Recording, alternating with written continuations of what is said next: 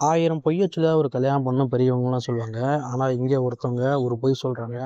அது என்ன பொய்ன்னா, கல்யாணம் பண்ற மாப்பிள்ளைக்கே கல்யாணம் தெரியாம அப்படி ஒரு பொய்ய சொல்லி ஒரு கல்யாணம் பண்றாங்க. அப்படிப்பட்ட ஒரு படம் தான் "மொத ராத்திரி".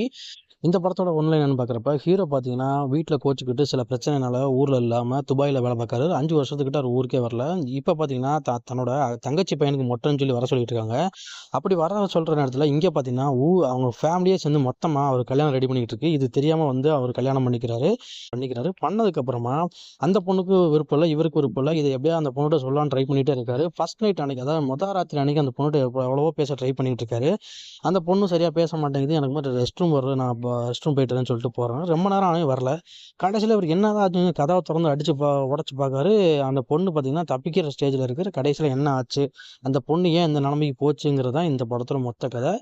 பொண்ணு தப்பிக்க நினைச்சத மாப்பிள்ளை பார்த்துருவாரு. பார்த்ததுக்கப்புறம் என்ன ஆச்சு? இந்த பொண்ணுக்கு என்ன நடந்துச்சு? அவருக்கு என்ன நடந்துச்சு? இந்த விஷயம் வீட்டுக்கு தெரிஞ்சாங்கிறத ஒரு ஃபேமிலி ட்ராமாவா நல்லா குடுத்துருப்பாங்க. கண்டிப்பா நீங்க தியேட்டர்ல போய் வாட்ச் பண்ணலாம். ஃபேமிலியோட உட்காந்து பார்க்குற மாரி ஒரு தரமான படம். கண்டிப்பா ட்ரை பண்ணி பாருங்க. படம் நல்லாவே இருக்கும். படம் உங்களுக்கு கண்டிப்பா ஒர்க் அவுட் ஆகும். இந்த மாரி வீடியோ பிடிச்சா நம்ம சேனல கொஞ்சம் லைக் பண்ணுங்க, ஷேர் பண்ணுங்க, சப்ஸ்கிரைப் பண்ண மறக்காம பெல் ஐகான கிளிக் பண்ணுங்க. மீண்டும் ஒரு வீடியோவில் சந்திக்கலாம்.